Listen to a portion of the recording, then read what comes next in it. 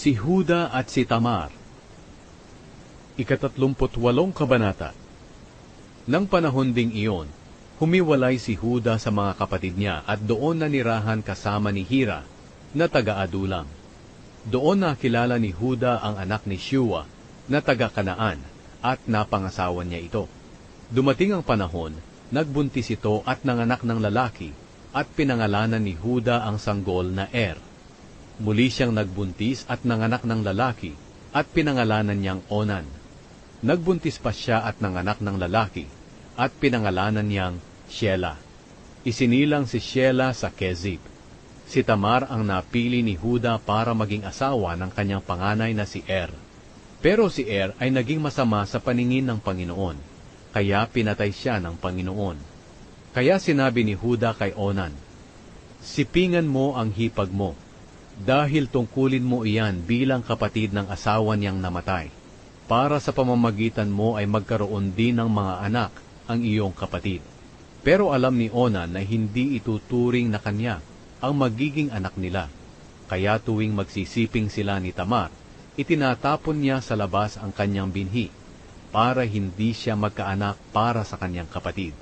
Masama ang ginawa ni Onan sa paningin ng Panginoon, kaya pinatay din niya ito. Sinabi agad ni Huda kay Tamar na kanyang manugang, "Umuwi ka muna sa iyong ama, at huwag kang mag-asawa hanggang magbinata na si Shelah."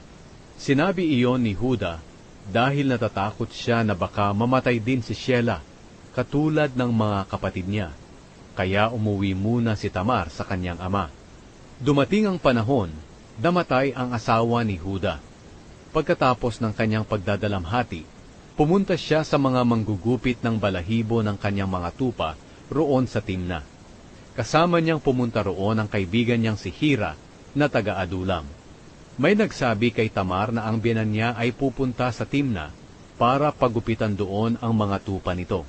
Nang marinig iyon ni Tamar, pinalitan niya ang kanyang damit na pambalo at tinakpan ng belo ang kanyang mukha. Naupo siya sa may pintuan ng bayan ng Enaim, sa tabi ng daan na papunta sa Timna.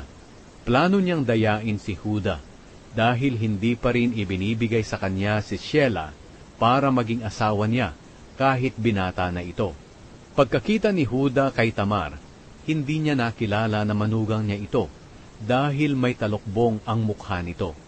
Akala niya'y isa itong babaeng bayaran. Kaya lumapit siya sa kanya sa tabi ng daan at sinabi, "Halika, magsiping tayo." Sumagot si Tamar, "Ano ang ibabayad mo sa akin kapag sumiping ako sa iyo?"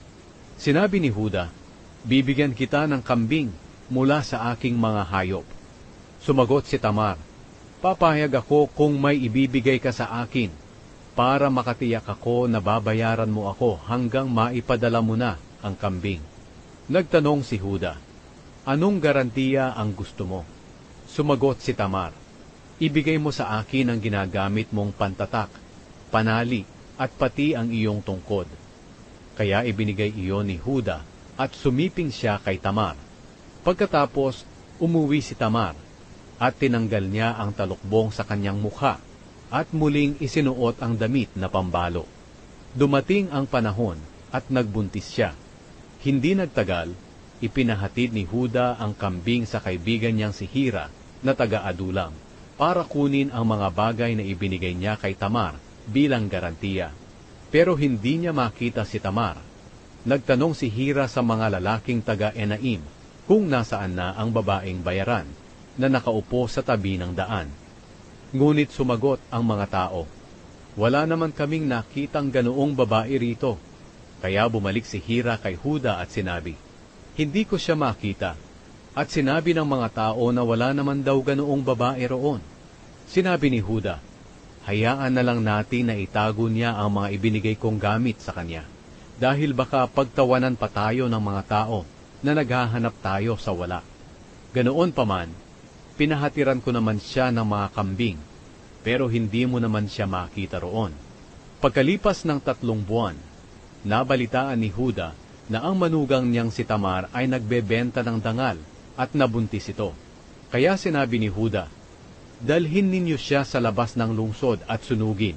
Pero nang ilalabas na si Tamar, Ipinasabi niya kay Huda, "Narito ang pantatak, panali at pati ang tungkod.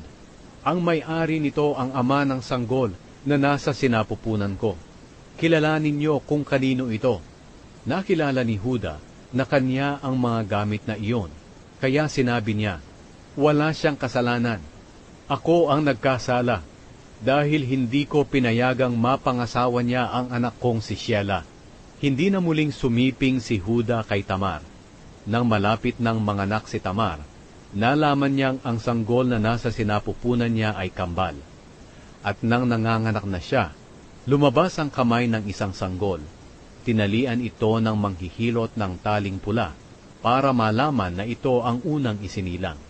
Pero ipinasok ng sanggol ang kamay nito at ang kakambal niya ang unang lumabas. Sinabi ng manghihilot, "Nakipag-unahan kang lumabas," kaya pinangalanan ang sanggol na Perez. Pagkatapos, lumabas din ang kakambal na may taling pula sa kamay at pinangalanan siyang Zera.